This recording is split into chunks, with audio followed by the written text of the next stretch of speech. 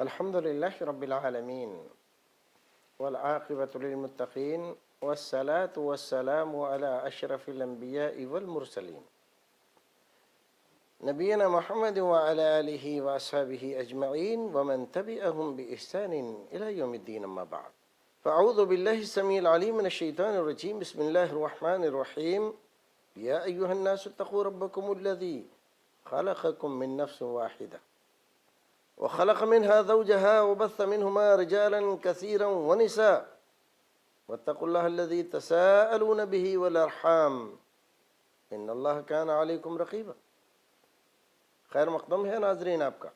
ہم اس پروگرام میں جنس، سیکس، اسلام اور اس کی ہدایتیں، ان عنوانات کے تحت آپ کو اللہ اور اس کے رسول کی ہدایتوں کی روشنی میں نوجوانوں کے لیے خاص طور سے اس مسئلے کو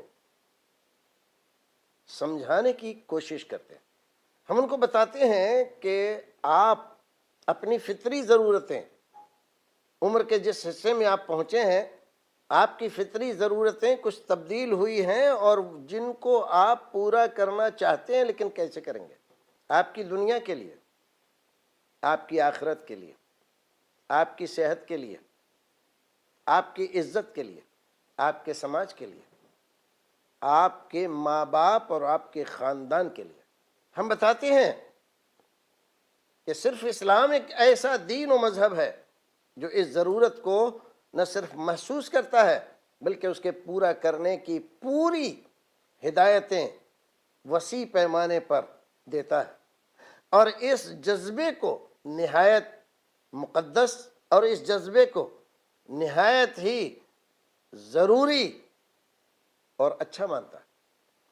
اسلام یہ مانتا ہے کہ یہ جذبہ اور یہ صلاحیتیں، یہ قوتیں، جس کو ہم قوت جنسیہ کہتے ہیں، جس کو ہم سیکس کی طاقت اور قوت کہتے ہیں، اس کا پیدا کرنے والا اللہ ہے.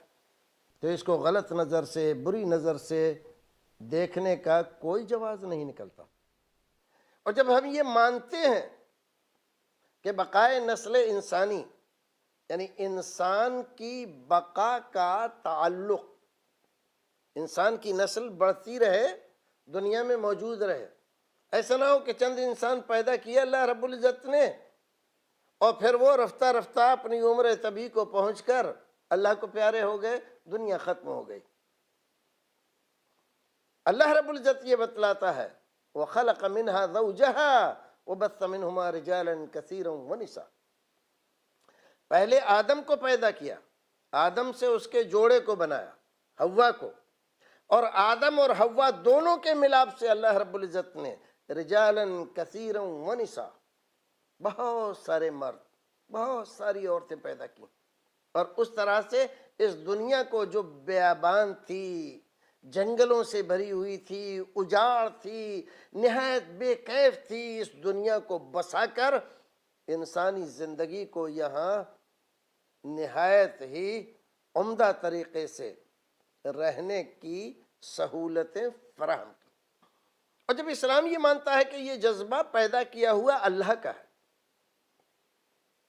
تو ظاہر ہے کہ وہ یہ نہیں کہہ سکتا کہ یہ جذبہ غلط ہے، اس کو کچلنا چاہیے، حیوانی ہے، انسان کے اندر نہیں ہونا چاہیے. کبھی کبھی شبہ ہوتا ہے بعض لوگوں کو. ہمارے بہت سارے لوگ جو غلطی سے اولیاء کرام کے ناموں کے ساتھ ان کا تذکرہ کیا جاتا ہے، تصوف سے وابستہ ہے، ان کے زہد و تقوی کو بیان کرتے ہوئے اس بات کو ذکر کیا جاتا ہے کہ انہوں نے زندگی بھر شادی نہیں کی، انہوں نے کبھی اس جذبے کی تکمیل کی کوشش نہیں کی. معاف کیجیے گا، ہزار احترام اور عزت کے باوجود یہ جذبہ اور یہ تعلیمات اسلامی تعلیمات نہیں. اگر یہ چیز واقعی اسلامی ہوتی اور زہد و تقوی، پرہیزگاری، للہیت کے لیے ضروری ہوتی تو اس کو سب سے پہلے نبی محترم صلی اللہ علیہ وسلم اختیار فرماتے ہیں۔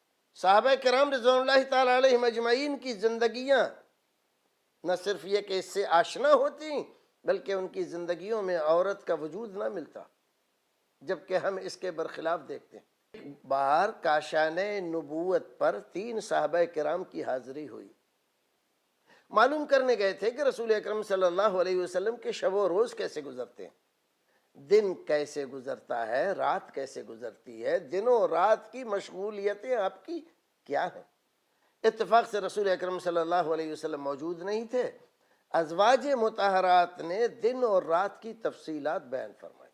تہجد کے وقت اٹھتے ہیں، اتنی نماز پڑھتے ہیں، تھوڑا لیٹ جاتے ہیں، فجر کی اذان ہوتی ہے، وضو کرتے ہیں، اٹھتے ہیں، فجر کی 2 رکعت پڑھتے ہیں، پھر جاتے ہیں نماز پڑھاتے ہیں، دیر تک تسبیح و تحلیل کرتے رہتے ہیں، وہاں صحابہ کرام کو دینی رہنمائی کے لیے درس دیتے ہیں، اتنے بجے گھر آتے ہیں، ناشتہ کرتے ہیں اور پھر نکل جاتے ہیں۔ ساری تفصیلات سننے کے بعد فَكَأَنَّهُمْ تَقَالُوهَا، راوی بیان کرتا ہے کہ ان لوگوں کا جو تاثر اجتماعی بنا وہ یہ بنا، یہ عبادت تو بہت تھوڑی ہے۔ اب یہ بات رسول اکرم کے بارے میں کہیں کہ اللہ کے رسول بہت تھوڑی عبادت کرتے ہیں، ظاہر ہے ان کو لگا کہ یہ تو مناسب نہیں ہے، تو اس کا وجہ جواز تلاش کیا۔ فرمایا آپ کو کیا ضرورت ہے عبادت کرنے کی؟ کیوں؟ آپ تو بخشے بخشائے ہیں۔ جب آپ بخشے بخشائے ہیں تو آپ کو کیا ضرورت؟ ہم گنہگار ہیں، ہماری بخشش بڑی مشکل ہے، ہمیں زیادہ عبادت کرنی چاہیے۔ ایک صاحب نے اعلان کیا اب کل سے ہر دن روزہ رکھیں گے۔ دوسرے صاحب نے اعلان کیا رات بھر نماز پڑھا کریں گے آج سے۔ اور تیسرے صاحب نے اعلان کیا کہ میاں عبادتوں سے روکنے، اللہ کے ذکر و فکر سے دور رکھنے والی جو چیز ہے وہ سب سے بڑی یہ بیوی اور بچوں کا جھنجٹ ہے، لہذا بیوی اور بچوں سے الگ رہیں گے۔ بیوی جو ہے نکاح میں اس کو طلاق دے دیں گے، بچوں سے رابطہ نہیں رکھیں گے، بس جا کر کسی کٹیا میں کسی کنج غربت میں بیٹھ کر اللہ اللہ کیا کریں گے۔ یہ سب باتیں کہیں اور چلے گئے۔ رسول اکرم صلی اللہ علیہ وسلم اس کے بعد جب گھر تشریف لائے تو ازواج مطہرات نے بتلایا آج آپ کے 3 صحابی آئے تھے، آپ کی رات و دن کی عبادت کے بارے میں ہم سے پوچھ رہے تھے۔ جب ہم نے آپ کے رات و دن کی تفصیلات بیان فرمائی تو انہوں نے اس کو بہت معمولی خیال کیا، پھر کہنے لگے کہ آپ کو ضرورت نہیں ہے زیادہ عبادت کرنے کی، بخشے بخشائے، ہمیں زیادہ ضرورت ہے، لہذا ہمیں تو کرنا چاہیے۔ اور یہ اعلان کر کے گئے ہیں۔ ممکن تھا رسول اکرم صلی اللہ علیہ وسلم سوچتے کہ لاؤ ظہر میں بتا دیں گے، عصر میں کہہ دیں گے، اتنی جلدی بھی کیا ہے، ابھی نہ تو رات آئی ہے نہ دن آیا ہے کہ رات بھر عبادت کرے یا دن بھر روزہ رکھے۔ اس کے آنے سے پہلے پہلے بتا دیں گے، لیکن ایسا نہیں کیا آپ نے۔ اس بات کو نہایت ہی خطرناک محسوس کرتے ہوئے فوراً پیچھے لوٹ گئے، مسجد میں گئے، حضرت بلال کو بلایا، حکم دیا سارے لوگوں کو جمع کرو مسجد میں۔ سارے لوگوں کو جمع کر لیا گیا، سارے لوگ آ گئے، رسول اکرم کھڑے ہوئے اور کھڑے ہونے کے بعد ارشاد فرمایا تم میں کچھ لوگ ایسے ایسے ہیں۔ آپ جانتے تھے کون کون ہیں؟ صحابہ کرام میں کون کون ہیں جو آپ کے کاشانہ نبوت پر گئے تھے اور سوالات کیے تھے اور ایسا ایسا کہہ کر آئے ہیں، سب معلوم تھا، لیکن آپ ہمیشہ کسی بھی آدمی کی عزت کو محفوظ رکھنے، بچانے کا حکم بھی دیتے تھے اور خود بھی کوشش کرتے تھے، تو نام نہیں لیا۔ اور آپ چاہتے تو یہ بھی کر سکتے تھے کہ انہی تینوں کو بلاتے اور ان کو سمجھا دیتے یہ بات غلط ہے، لیکن جیسے جذبات ان لوگوں کے تھے یہی جذبات دوسرے بھی اختیار کر سکتے تھے۔ اس طرح کے جذبات اسلام میں درست نہیں ہیں، یہ بتانے کے لیے سارے لوگوں کو جمع کیا اور پھر فرمایا انی اتقاکم للہ واخشاکم لہ، میں تمہیں سب سے زیادہ اللہ سے ڈرتا ہوں، سب سے زیادہ اس کا خوف رکھتا ہوں۔ اس کے باوجود رات کو سوتا بھی ہوں، نماز بھی پڑھتا ہوں، میں روزہ بھی رکھتا ہوں، نفلی روزے میں اکثر رکھتا ہوں، لیکن نہیں بھی رکھتا۔ پھر میری بیویاں بھی ہیں، تمہارے پاس تو ایک بیوی ہے، دو بیوی ہے، تین بیوی ہے، چار بیوی ہے، میرے پاس 9 بیویاں ہیں، اور سب کے حقوق ادا کرتا ہوں،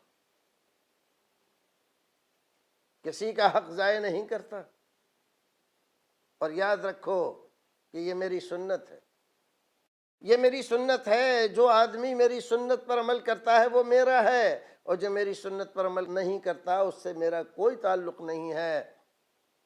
سبحان اللہ، رسول اکرم صلی اللہ علیہ وسلم نے اس جذبے کو کہ بیوی رکھیں گے اور اپنے جنس کے جذبے کو پورا کریں گے، ان کا حق ادا کریں گے، اور اس کے ساتھ رہ کر عبادت کریں گے اللہ رب العزت کی، اس کو پروان چڑھایا، اس کو برا نہیں خیال کیا، بلکہ کہا یہ حق ہے اور اس کو تمہیں پورا کرنا ہے۔ ناظرین، پھر ملتے ہیں آپ کو ایک مختصر سا وقفہ، اور اس کے بعد پھر آپ کو بتلائیں گے کہ جنس کو کیوں ضروری قرار دیا گیا ہے، بتلائیں گے کہ اسلام نے اس جذبے کو کیوں اہمیت دی ہے۔ تب تک کے لیے رخصت چاہتے ہیں۔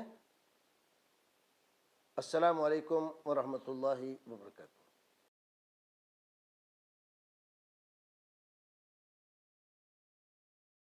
السلام علیکم ورحمۃ اللہ وبرکاتہ۔ وقفے کے بعد ایک بار پھر آپ کا خیر مقدم ہے۔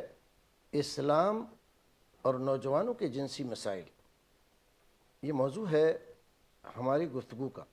ہم نے آپ کو بتلایا کہ رسول اکرم صلی اللہ علیہ وسلم کے کاشانے پر 3 صحابہ کرام تشریف لے گئے اور یہ اعلان کر کے آئے کہ اب ہر دن روزہ رکھیں گے۔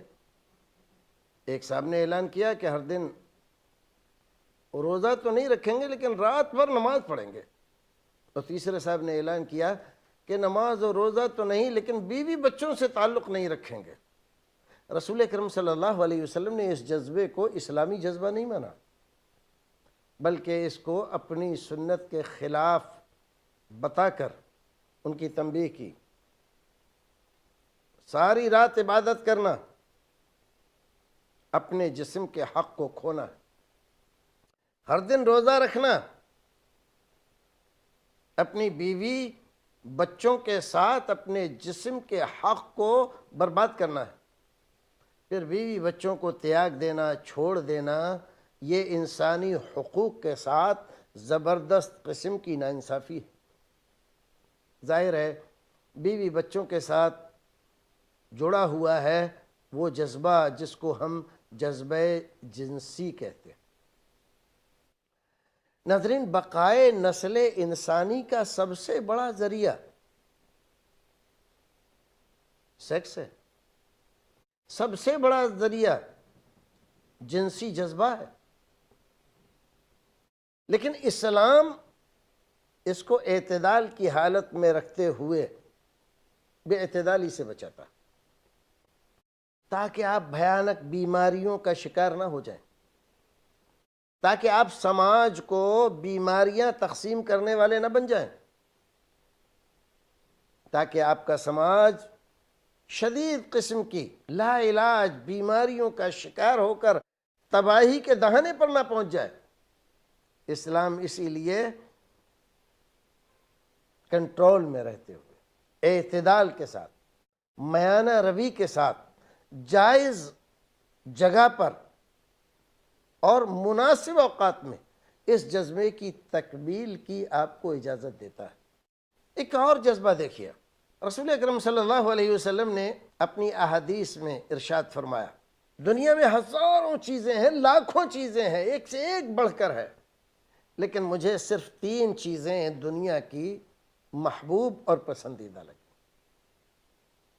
کوئی چوتھی چیز نہیں جو مجھے اپنی جانب متوجہ کر سکے۔ فرمایا الطیب والنساء وقرۃ عینی فی الصلاۃ، سب سے پہلی چیز خوشبو۔ رسول اکرم صلی اللہ علیہ وسلم کو خوشبو بہت پسند، اگر کسی آدمی نے بطور تحفہ آپ کو خوشبو دی تو رسول اکرم صلی اللہ علیہ وسلم نے اس کو رد نہیں کیا، اور آپ ہمیشہ تحفے کے بدلے میں تحفے دیا کرتے تھے۔ مطلب کیا ہوا کہ رسول اکرم صلی اللہ علیہ وسلم خوشبو کا تحفہ قبول فرماتے تھے اور اس کے بدلے میں تحفے بھی دیا کرتے تھے۔ باقی اور چیزیں ایسی ہیں کہ جن کے تحفے کو آپ نے رد کر دیا، نہیں لیا، انکار کر دیا، کسی بھی وجہ سے، وجہ کچھ بھی ہو سکتی ہے، لیکن اس تحفے کو جو خوشبو کی شکل میں آیا اس کو آپ نے رد نہیں کیا، اور فرمایا النساء، عورتیں، مجھے دنیا کی عورتیں بہت پسند ہیں۔ اور یہاں سے رسول اکرم صلی اللہ علیہ وسلم کے اس کلمے سے، والنساء، اس ذرا سے کلمے سے عورتوں کی عزت، ان کا وقار، ان کا مقام، ان کا مرتبہ کس قدر بڑھ جاتا ہے کہ رسول اکرم صلی اللہ علیہ وسلم دنیا کی صرف 3 چیزوں کو پسند کرتے ہیں، ان میں ایک چیز ہے عورت۔ عورت ذلیل کرنے کی چیز نہیں ہے، ایسی چیز نہیں ہے جس کو ستایا جائے، جس کو پریشان کیا جائے، جس کی بے عزتی کی جائے، جس کو منحوس مانا جائے، جس کے ساتھ برائی کی جائے، جس کے جذبہ محبت کو ٹھکرایا جائے۔ ایسی چیز نہیں ہے، بلکہ ایسی چیز ہے جس کو پیار کیا جائے، پسند کیا جائے، جس کو دل سے لگایا جائے۔ اور فرمایا، اور تیسری چیز جو مجھے دنیا کی سب سے زیادہ محبوب ہے، فرمایا وقرۃ عینی فی الصلاۃ، میری آنکھوں کی ٹھنڈک نماز میں اللہ نے رکھی ہے، نماز مجھے بہت پسند۔ کیا پیاری تعلیم ہے، کیا پاکیزہ تعلیمات ہے۔ اب جذبے کو دیکھیے، عورت کو رسول اکرم صلی اللہ علیہ وسلم نے دنیا کی چیزوں میں سب سے پسندیدہ تر چیز قرار دیا، اور ظاہر ہے کہ اس سے اس جذبے کا، جس جذبے کو ہم جنس کا جذبہ کہتے ہیں، جس جذبے کو سیکس کا جذبہ کہتے ہیں، رسول اکرم صلی اللہ علیہ وسلم پسندیدہ اور مقدس قرار دیتے ہیں۔